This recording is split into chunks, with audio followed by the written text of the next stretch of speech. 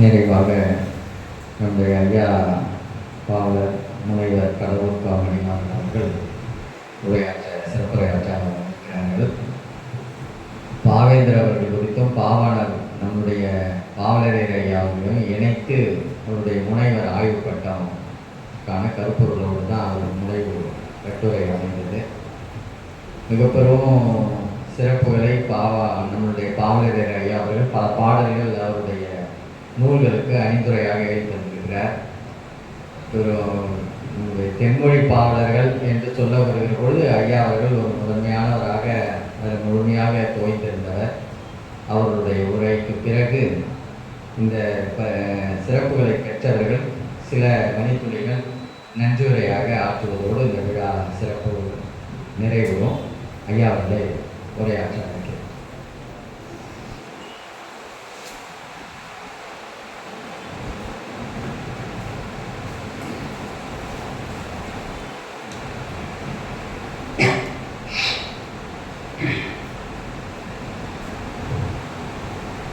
பாவலரேறு தமிழ்களம் ஒருங்கிணைப்பில் உணர்ச்சியோடும் எழுச்சியோடும் நடைபெற்றுக் கொண்டிருக்கிற இந்த தமிழ் 7 நாள் விழாவினுடைய ஒருங்கிணைப்பாளர் தோழர் புலியன் அவர்களே, நிகழ்ச்சியிலே வரவேற்புரையாற்றிய தமிழ் திரு பிறை முதல் அவர்களே, முதலாக தமிழ் இலக்கிய உலகத்திலே அடையாளமாக காணப்பட்டிருக்கிற தூய தமிழ்நெறி வாழ்வினர் என்ற அடையாளத்தோடு சிறப்பிக்கப்பட்டிருக்கிற வழக்குரைஞர் பாவேந்தர் அவர்களே, தோழர் நற்றைவன் அவர்களே, முனைவர் செந்தமிழ் போதை அவர்களே, முனைவர் செங்கொடி அவர்களே, இளஞ்சேந்தன் அவர்களே,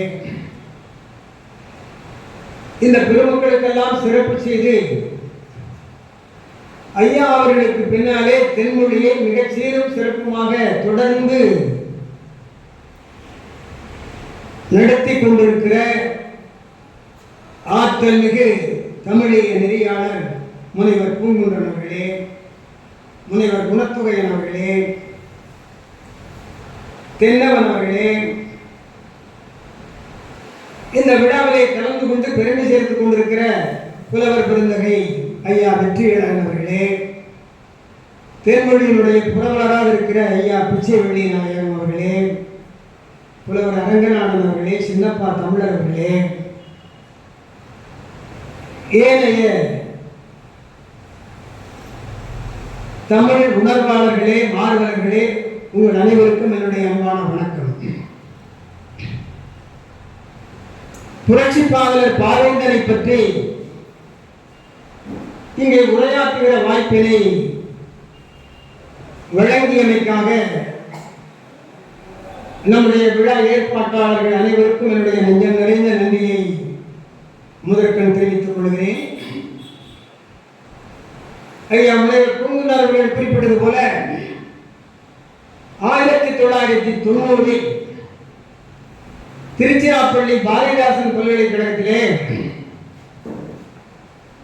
பாரதிதாசன் பெருஞ்சித்திரனார் பாடல்கள் ஒப்பாய்வு என்கிற தலைப்பிலே முனைவர் பட்ட ஆய்வை மேற்கொண்டு 5 ஆண்டுகள் பகுதி நேர ஆய்வாளராக நான் இயங்கி 90 அந்த பட்டத்தை நான் பெற்றேன். ஐயா அவர்கள் திருநெடுந்தால் பெரிதும் மகிழ்ச்சி அடைந்திருப்பார்கள். நான் சென்னைக்கு வருகிற போதெல்லாம் கலைவாணர் அரங்கத்துக்கு எதிரிலே இருந்த அந்த அச்சகத்திலே ஐயா அவர்கள் இருப்பார்கள். அடிக்கடி நான் அப்பொழுது செங்கல்பட்டு மாவட்டத்திலே ஒரு 6-7 ஆண்டுகள் தமிழாசிரியராக பணியாற்றினேன். ஊத்துக்கோட்டை பகுதியிலே சனி ஞாயிறு விடுமுறையிலே சென்னை வருவது உண்டு. வருகின்ற போதெல்லாம் ஐயா அவர்களை சந்தித்து உரையாடுகிற வாய்ப்பினை பெற்றவன் நான். ஐயா அவர்களிடம் ஐயா புலியன் அவர்கள் சொன்னது போல என்னுடைய படிப்புகளிலே ஒரு 5-6 நூல்களுக்கு வாழ்த்துப்பா வழங்கி பெருமை சேர்த்திருக்கிறார்கள். சிவப்பு மலர்கள் என்கிற அந்த கவிதை நூலிலே முதலிலே அவர்கள் வாழ்த்துப்பா எழுதியிருப்பார்கள். தென்மொழி பாவலர் கடவுர் மணிமாறன் தெளிவூர பாடலில் வல்லவர் அன்பு திகழ்ந்தவர் பகையிடன் நல்லவர் இவர் என் மொழி என்னினம் என்னாடு என்று இயுமோ என்றேங்கி தவிப்பவர் ஏராளமாய் எழுதி குவிப்பவர். அந்த பாடல் அந்த ஊக்க உரையாக எனக்கெல்லாம் அமைந்து மேலும் மேலும் அவர் தடத்திலே நாம் செல்ல வேண்டும் என்கிற அந்த உணர்வை உந்துதலை எனக்கு உண்டாக்கியது. தமிழ் கல்லூரியிலே முறையாக 4 ஆண்டுகள் பயின்றவன் என்பதனாலே 65 தொடங்கப்பட்ட தென்மொழியிலே தொடக்க காலத்திலிருந்து நான் இதுவரை தொடர்ந்து அந்த தென்மொழிகளோடு தொடர்பிலே உள்ளவன். பாடல்களை வழங்கிக் கொண்டு வருகிறேன். பல நண்பர்களை ஆற்றுப்படுத்தி அவர்களையும் தென்மொழியை படிக்க செய்து தென்மொழி உணர்வோடு தூய தனித்தமிழிலே பாவலரேர் ஐயா அவர்கள் தடத்திலே பாவாணருடைய நெறியிலே தமிழ் படித்து நாம் செல்ல வேண்டும், இயங்க வேண்டும் என்கிற அந்த உணர்வை உந்துதலை அவர்களுக்கும் நான் வழங்கி வருகின்றேன். புரட்சி பாவலன் பாவேந்தன் 20ஆம் நூற்றாண்டிலே குறிப்பிடத்தக்க ஒரு ஈடு இணையற்ற ஒரு பாவலன். அன்றைய குமுகத்தில் பெண் அடிமைத்தனம் இருந்தது. பெண்களுக்கான கொடுமைகள் எல்லாம் மிகுதியாக இருந்தன. மூட பழக்க வழக்கங்கள் முப்புதர்களைப் போல ஆங்காங்கே சிற்றூர்புறங்களிலே இருந்தன, நகர பகுதிகளிலும் இருந்தன. அது மட்டுமல்ல, பகுத்தறிவுக்கு ஒவ்வாத சில பழமையான பிற்போக்குத்தனமான எண்ணங்கள் மக்கள் நெஞ்சங்களிலே அழுத்தமாக ஆழமாக பதிந்திருந்தன. தொழிலாளர்கள் உரிமை நசுக்கப்பட்டிருந்த காலம் அது. மடாதிபதிகள், சாமியார்கள் இவர்கள் பெயராலே நடந்த ஒழுக்கக்கேடுகள் சொல்ல முடியாது. பொது உடைமை எண்ணம் நாட்டம் பலரிடத்திலே இல்லை. சமத்துவம் என்று சொல்கிறோமே, குமுதாரம், சமூக நீதி என்று சொல்கிறோமே, இவையெல்லாம் எதுவும் இல்லாத நேரம். தன் மதிப்பு, சுயமரியாதை என்று நாம் சொல்லுவோம். அதுபோல தன்மானம், இடமானம் இவையெல்லாம் எதுவும் இல்லாத வாழ்க்கை சூழலில் தந்தை பெரியார் அவர்கள்தான் முதலாக இவற்றை எல்லாம் மக்கள் மன்றத்திலே, அதுவும் எழுத படிக்க தெரியாத பாமர மக்கள் என்று சொல்வோமே, பின்னங்கிய அந்த மக்களிடத்திலே கொண்டு போய் தன்னுடைய எழுத்துகளால், பேச்சால் அவற்றை எல்லாம் ஆழமாக பதிவு செய்தார். அந்த பெரியாருடைய சிந்தனைகளை எல்லாம் அப்படியே உள்வாங்கிய பாவேந்தன் அவற்றை எல்லாம் பாட்டு வரிகளிலே இலக்கியங்களாக படைக்கிற ஒரு வலிமையை, ஒரு வழக்கத்தை அவர் கொண்டிருந்தார். தமிழ் படித்தவர்களுக்கு வழிகாட்டினார். அவர் தமிழாசிரியராகத்தான் 40 ஆண்டுகளாக பணியாற்றினார். 40 ஆண்டுகள் 40 இடங்களுக்கு பணிமாற்றம் செய்யப்பட்டார். ஒரு கொள்கையாளர் செல்லுகிற இடங்களிலே எல்லாம் அந்த பகுத்தறிவு கருத்துக்களை மாணவர்களிடத்திலே, இளையவர்களிடத்திலே விதைத்தன் காரணமாக அங்கிருக்கிற பெரியவர்கள் எல்லாம் அரசிடத்திலே சொல்லி, இவர் இந்த ஊருக்கு தகுதி இல்லாதவர், மாணவர்களை எல்லாம் கெடுத்து விடுவார், இந்த சமுதாயத்தையே அழித்து விடுவார் என்றெல்லாம் சொல்லி அவரை பணிமாறுதல் செய்ய வேண்டும் என்று சொல்லி பல இடங்களுக்கு அலைக்கழிக்கப்பட்டார். அவருடைய அன்பன் என்பதனாலே கூட நான் கூட ஒரு 7-8 இடங்களுக்கு என்னுடைய வாழ்நாளிலே மாற்றப்பட்டேன். பல குழந்தைகளுக்கெல்லாம் மாற்றப்பட்டேன். அப்படிப்பட்ட சூழ்நிலையிலேதான் புரட்சி பாவலர் தன்னுடைய உள்ளார்ந்த உணர்வுகளை எல்லாம் தன்னுடைய பாடல்களிலே பாட்டு வழிகளாக சொன்னார். அவர் சொல்லுகிற போதே போகிற போக்கிலே பாடிவிட்டு போனார். சலுகை போனால் போகட்டும், என் அலுவல் போனால் போகட்டும், தலைமுறை 1 கோடி கண்ட என் தமிழ் விடுதலையாகட்டும் என்று பாடினார். அது மட்டுமல்ல, தமிழன் ஒரு குறிக்கோள் வாழ்வினனாக இருக்க வேண்டும் என்கிற அடையாளத்தை சொல்கிற வகையிலே அவர் சொன்னார், இணைகின்ற தந்தைக்கும் தாய்க்கும் மக்கள் இணைகின்ற தமிழ்நாடு தனக்கும் என்னால் தினையளவு நலமேனும் கிடைக்கும் என்றால் செத்தொழியும் நாள் எனக்கு திருநாளாகும் என்று இந்த மொழியை, இந்த இனத்தை, இந்த தமிழ் நாட்டை அவர் ஒவ்வொரு மணித்துளி நேரமும் எண்ணி எண்ணி இதனுடைய மேன்மைக்காக, உயர்வுக்காக அவர்கள் எழுதி குவித்தார்கள். அதே காலத்திலே தான் நம்முடைய பாவலர் ஐயா அவர்களும் என் மொழியை, என் இனத்தை, என் நிலத்தை மாற்றானிடம் விட்டு விட்டு சோம்புகிற உள்ளம் இசையேன், அவன் எடுத்தறியும் காசுக்கு இரு கைகள் பிசையேன் என்றெல்லாம் பாடினார். இதற்கு முன்னாலே பாவேந்தர் பாடினார். முன்னாலே தென்னவன் கூட அந்த கலையை வாசித்தார். நாயினும் கீழாய் செந்தமிழ் நாட்டார் நலிவதை நான் கண்டு ஓய்தல் இன்றி அவர்நலம் எண்ணி உழைத்திட நான் தவறேன், தமிழரின் மேன்மையை தடுத்திடும் எவரையும் நான் விடேன் என்றெல்லாம் சொல்லிவிட்டு கடைசியாக சொல்லுவார், எமை நத்துவா என்று எதிரிகள் கோடி இட்டழைத்தாலும் தொடேன். ஒரு தன்மான உணர்வு.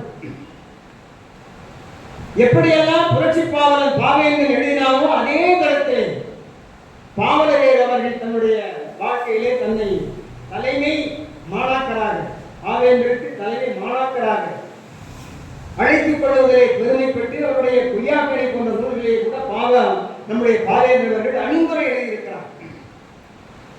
அவரை சார்ந்து பாவலரேர் அவர்கள்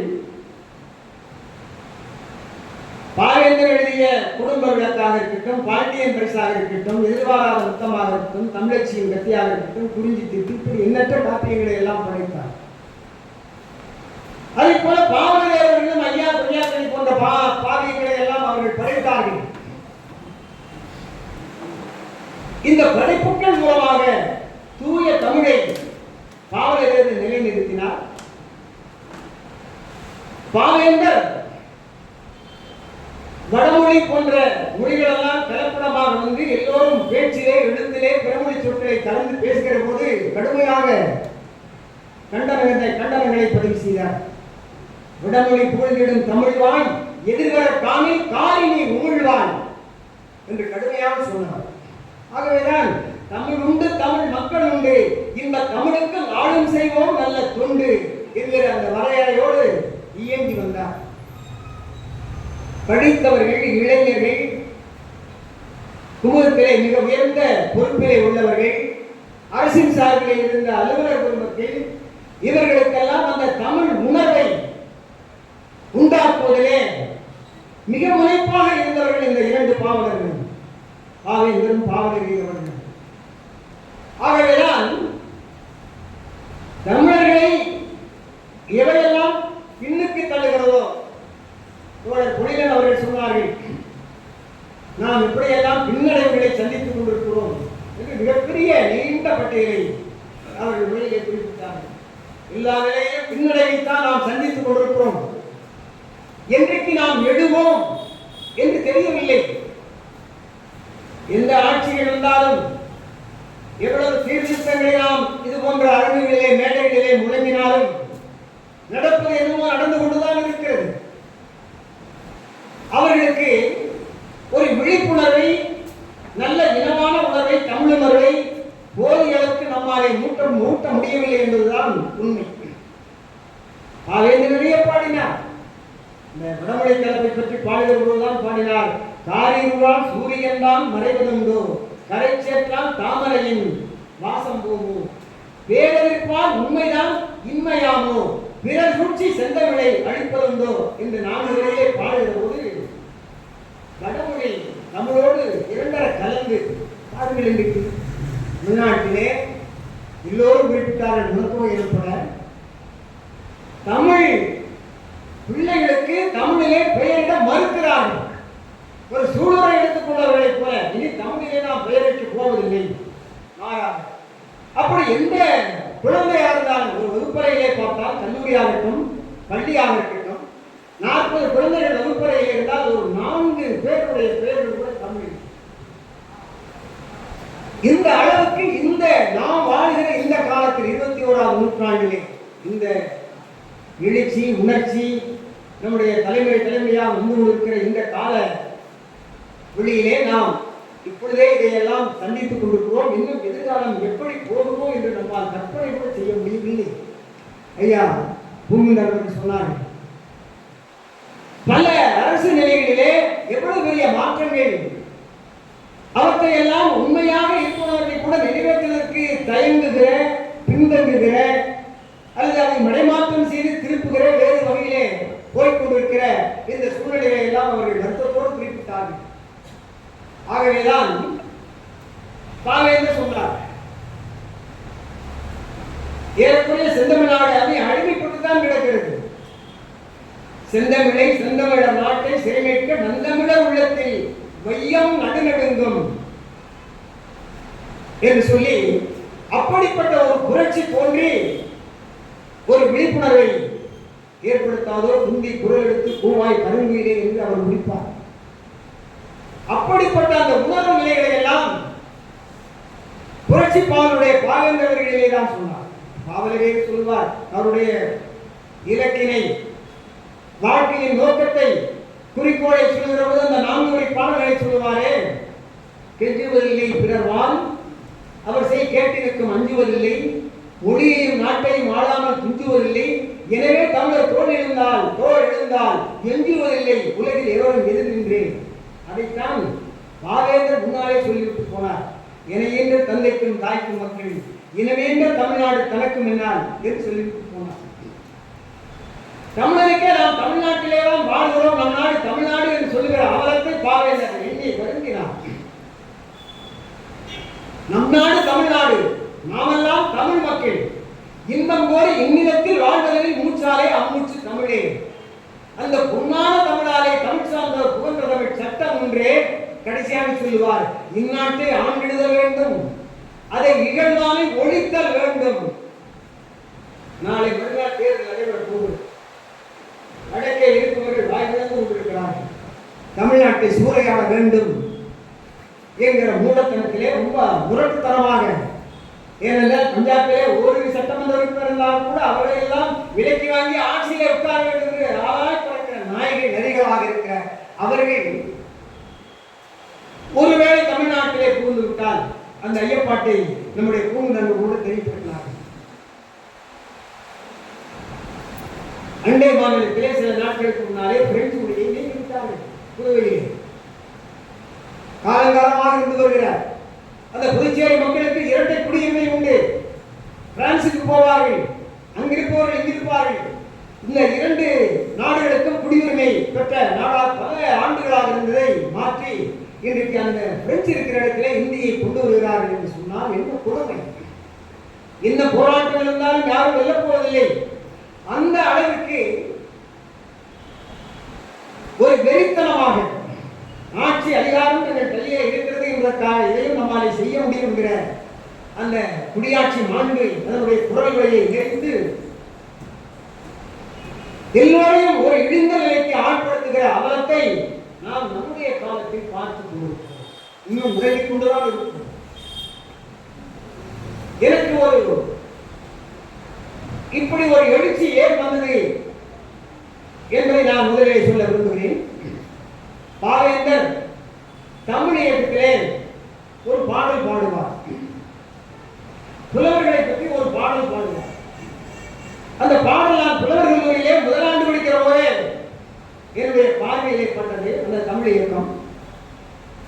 அந்த பாடல் கரும்புதந்த தீங்காரை கணிதந்த நரிமுறை என்று தொடங்கி விழிப்போரை நிலைகாந்தார் விளைப்போரை அறுத்திடுவார் என்பது எனக்கு மனப்பாடம். எல்லா பாடல்களையும் சொல்லுது. அதில் புலவரை பற்றி சொல்லுகிற பொழுது கடுமையாக ஒரு ஆய்வை முன்வைப்பார். சோற்றுக்கென்று ஒரு புலவர் தமிழ் இருப்பார், அடி வீழ்வார். தொகையாம் செல்வ பேற்றுக்கென்று ஒரு புலவர் சாத்திரமும் தமிழென்றே பேசி நிற்பார். நேற்று சென்றோர் வழியில் யாம் செல்வோம் என ஒருவர் நிகழ்த்தான் இருப்பர். காற்றில் போம் பதராக காட்சி அளிக்கின்றார்கள் புலவர் சென்றோர். முந்தைய நெறி முன்னோர்கள் இப்படித்தான் சொல்லிவிட்டு போனார்கள். சாத்திரங்கள் எல்லாம் ஏற்பதனுடைய கடமை. ஏனென்றால் நான் படித்த அந்த கல்லூரியிலே முதலிலே சைவமும் தமிழும் தலைக்கு இனிது ஓங்குக என்கிற பாடல் வழிதான் இருக்கும். அப்பொழுது அந்த நடைபெறுகிற அந்த இலக்கிய அந்த நிகழ்வுகளிலே எல்லாம் எங்கள் வாழ்வும் எங்கள் வளமும் அங்காத தமிழருக்கு சங்கே முழங்கு என்று நான் சொல்லிவிட்டு தான் தொடங்குவேன். அப்பொழுது என்னை ஒரு மாதிரியாக பார்த்தார்கள். இதையெல்லாம் சொல்ல வேண்டும், நீ வேறு எதையும் சொல்கிறாய் என்றெல்லாம் என்னை கேட்ட காலம்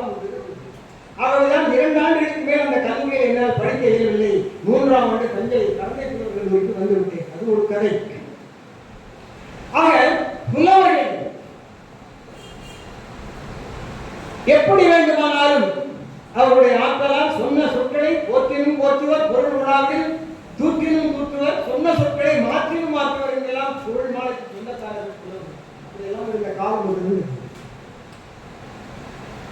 அப்படிப்பட்ட புலவர்களே ஒருவராக நாம் இருந்துவிடக் கூடாது என்பதற்காகத்தான் வேறு திக்கிலே என்னுடைய வாழ்வியலை இயங்குதலை நான் மலைமாற்றம் செய்து கொண்டேன். அதற்கு தென்மொழி போன்ற ஏடுகள் ஐயா பாவலர் அவர்களை சந்திக்கிற போது அவர்கள் தொடங்கிய அந்த உலகத் தமிழக முன்னேற்ற கழகத்திலே நான் ஒரு பொறுப்பாளராக மாவட்டத்திலே இருந்தேன். அப்பொழுது அவர்கள் அணைப்பட்டி போன்ற இடங்களிலே நடந்த அந்த கருத்தரங்கத்திலே எல்லாம் நான் உரையாற்றிய அந்த காலத்திலே எல்லாம் எண்ணிப்பான்.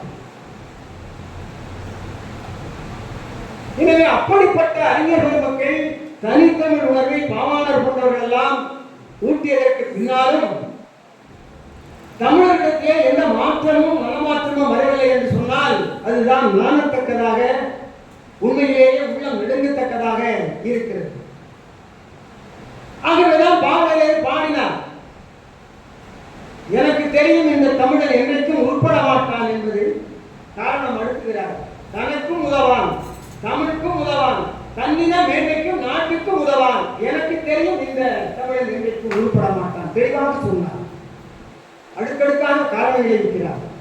இருந்து முன்னேறி ஆமையை விட்டும் ஏறி வைத்து ஏற்கின்றவன் ஏறிட மாட்டான். வெற்றரை புகழ்வான் வீழ்வான், பாசம் பிடித்து மிழுக்கரத்தை இந்த ஒரு பழங்காசத்தும் தன்னை விற்பான். இப்படி சொல்லிக்கொண்டே போவார். ஆக தமிழர்கள் அப்படி மானத்தை இழந்தவர்களாக, தன்னுடைய கடமையை மறந்தவர்களாக, தன்னுடைய பொறுப்பை துறந்தவர்களாக இருக்கிறார்களே என்ற ஒரு வருத்தம், அந்த ஏக்கம் பாவலரிடத்திலே இருந்தது. ஆகவேதான் தென்மொழி முகப்பு பாடலே ஒரு முறை எழுதினார், ஒற்றை தமிழ் மகன் உள்ளவரை இந்நிலத்தே அத்தை தமிழ்தாய் ஆட்சி புரியும் வரை எற்றைக்கும் எந்நிலத்தும் எந்த நிலையிலும் மற்ற இனத்தார்க்கே மண்டியிட்டால் பெற்றவள் மேலையும் பிறப்பின் மேலையும் என சற்றும் தயக்கமின்றி சாற்று பாடலை எழுதுவார். அந்த உணர்வுகளை எல்லாம் கல்லூரி மாணவர்கள், அந்த இளைஞர்கள் அல்லது நாளைய குமுகத்தை வெளிநடத்தக்கூடியவர்கள் அவர்கள் இந்தத்தால் ஏற்றால் ஒரு தீர்வு வரும். அப்படிப்பட்ட அந்த உணர்வு தமிழ் உணர்வும் இல்லை, தமிழ் இன உணர்வும் இல்லை, இந்த தமிழ் நாட்டு மண்ணை காக்க வேண்டும் என்கிற அந்த உணர்வும் இல்லை. ஆக மொழி, இனம், நாடு இந்த மூன்றையும் மறந்தவர்களாக தமிழர்கள் வாழ்கிறார்களே என்கிற அந்த அவலத்தை எண்ணி எண்ணி நினைந்துதான் பாவேந்தன் அடிதொட்டு அவருடைய அதற்கு பின்னாலே ஒரு தலைமானாக்கர் என்ற நிலையிலே தன்னுடைய எழுத்துக்களிலே இல்லாதவற்றை வலியுறுத்தி அவர்கள் பாடினார்.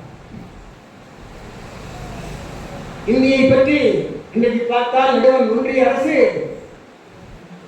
ஒன்றிய அரசுடைய திட்டங்களை எல்லாம் இந்தியிலே தான் பெயரிக்கிறார்கள்.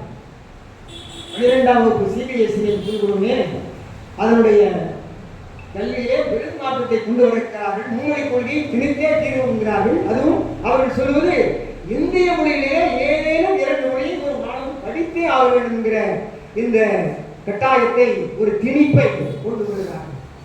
அப்பொழுதே பாடினோம், பாவேந்தர் பாடினார், எப்பக்கம் வந்து புகுந்து வரும் இந்த எத்தனை பட்டாளம் கூட்டி வரும் என்றெல்லாம் சொன்னார். சென்றவிட்டு ஒரு தீமை வந்ததுன்னும் இந்த வேகம் இருந்த ஒரு லாபம் உண்டோ என்றெல்லாம் கொதித்தார். அந்த உணர்வுகளை எல்லாம் இளைய தலைமுறையிடத்திலே நாம் கொண்டு போய் சேர்க்க தவறிவிட்டோமா, அல்லது அவர்கள் இளைஞர்கள் ஏற்க மறுக்கிறார்களா, அவர்களுக்கு ஒரு தெளிவும் ஒரு புரிதலும் இல்லையா என்பதைத்தான் நாம் எண்ணி பார்க்க வேண்டும். சாதிகள், மதங்கள், நாள் வருடங்கள், இப்படிப்பட்ட அந்த பழைய கற்காலத்து அந்த சடங்கு சம்பிரதாயங்கள் என்றெல்லாம் சொல்வார்களே, அவையெல்லாம் இன்றைக்கு புதிய பரிமாணத்திலே நுழைந்து கொண்டிருக்கிறது.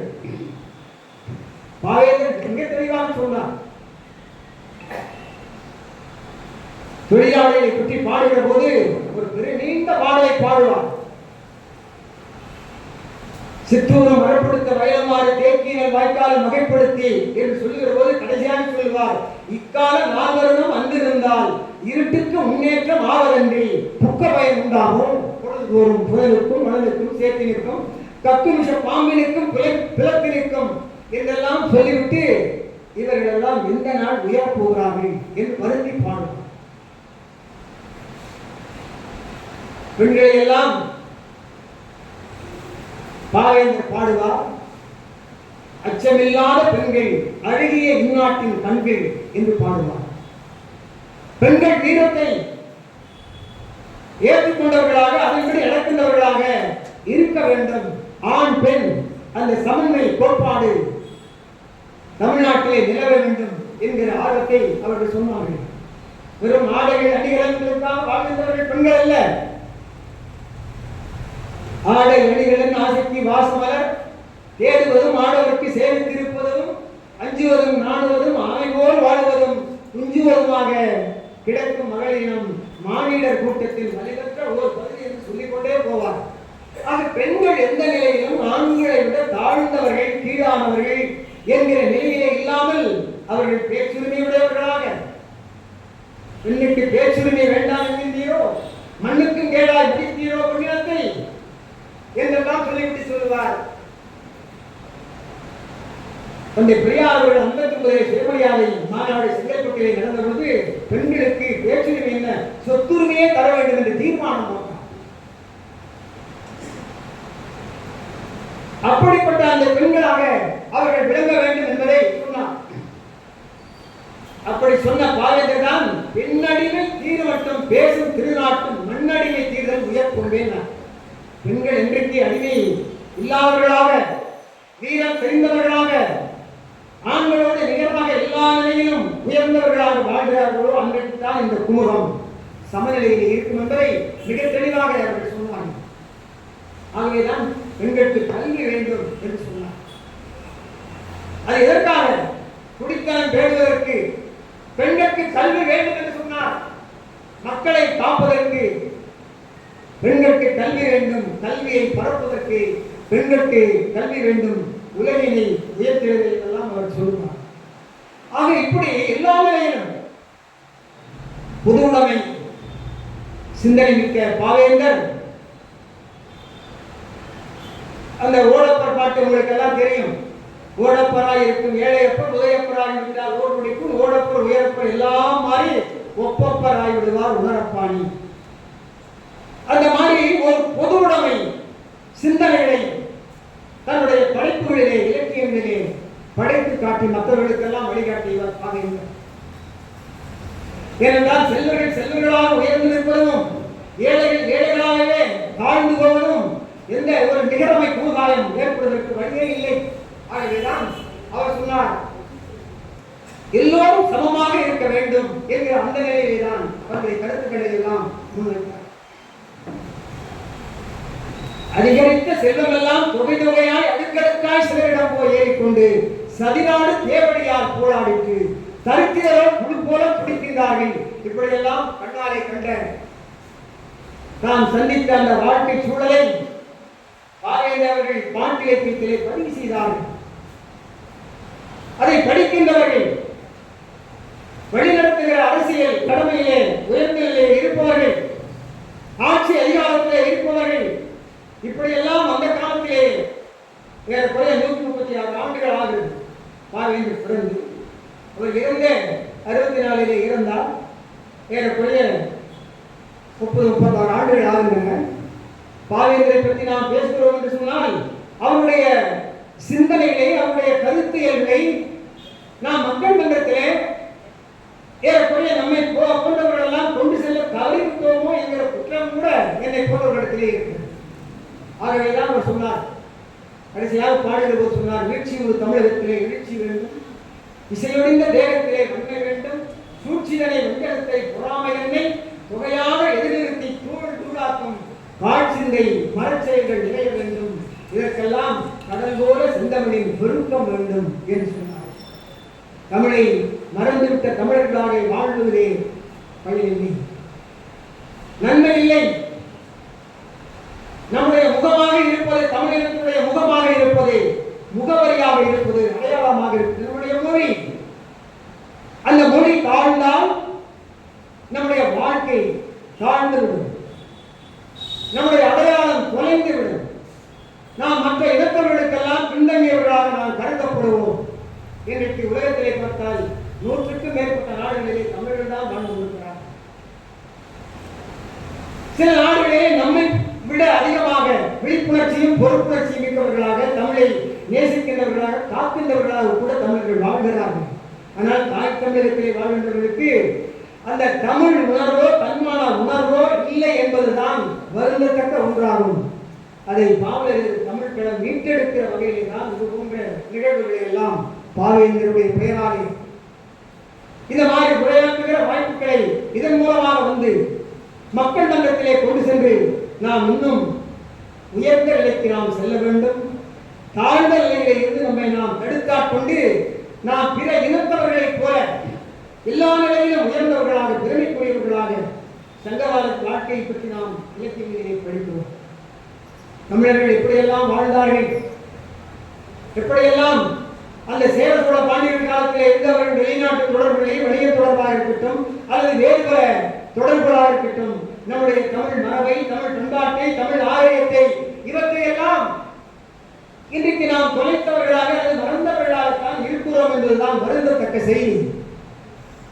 தமிழன் என்றோ இனம் உண்டு, தனியே அவருக்கு ஒரு குணம் உண்டு சொல்லிவிட்டு போனார். அந்த இனம் மரபு வழியாக அந்த மாண்புகளை எல்லாம் தொகுத்தும் வகுத்தும் இன்றைக்கு தன்னுடைய உடமையாக ஆக்கிக் கொண்டிருக்கிறதா என்றால் இல்லை. நாம் பல சறுக்கல்களை, சரிவுகளை, பின்னடைவுகளை, பெருமடைகளை நாம் சந்தித்துக் கொண்டிருக்கிறோம். இதற்கெல்லாம் தீர்வாக தமிழன் தமிழனாக வாழ்வதற்கு, அந்த தமிழ் உணர்ச்சியை பெறுவதற்கு புரட்சி பாவலன் பாவேந்தரை போன்ற அந்த பெருமக்களுடைய பாவலரை ஐயாவுடைய அந்த பாட்டு வரிகளை எல்லாம் சொல்கிறேன். இன்னொன்று கடைசியாக ஒரு செய்தியை சொல்லுகிறேன். ஆரியம் திராவிடம், திராவிடத்துக்கு எதிராக இருப்பதுதான் ஆரியம். ஆரியம் நம்மை பல நிலைகளிலே விழுங்குகிற அந்த வாய்ப்பினை தொற்றிக் கொண்டு வருகிறது. பாவலரை மிக சரியாக கிடைத்தார்.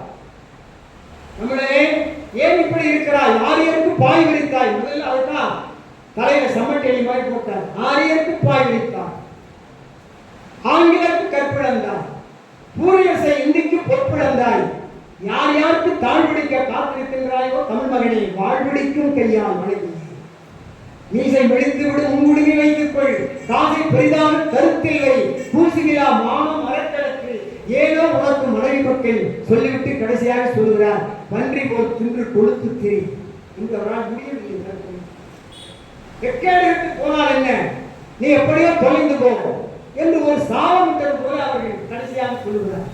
தன்னுடைய இயக்கத்தை, தன்னுடைய வருத்தத்தை, தன்னுடைய எதிர்பார்ப்பை இந்த வரிகளிலெல்லாம் நுணுக்கமாக, மிக நுட்பமாக கொண்டு வந்து சேர்த்திருக்கிறார் என்று சொன்னால் அது பாவலரேதவர்கள் போன்ற அந்த பெருமக்களுடைய தமிழ் புடையாகத்தான் நான் இன்னைக்கு பார்க்கிறேன். அவர்கள் பெயராலே அமைந்திருக்கிற இந்த தமிழ் களத்திலே பாவேந்தரை பற்றி, பாவலரேதவரை பற்றியும் இணைத்து பேசுகிற ஒரு நல்ல வாய்ப்பினை நல்கியமைக்காக இந்த தமிழ் களத்தினுடைய பெருமக்களுக்கெல்லாம் நன்றியை சொல்லி என்னுடைய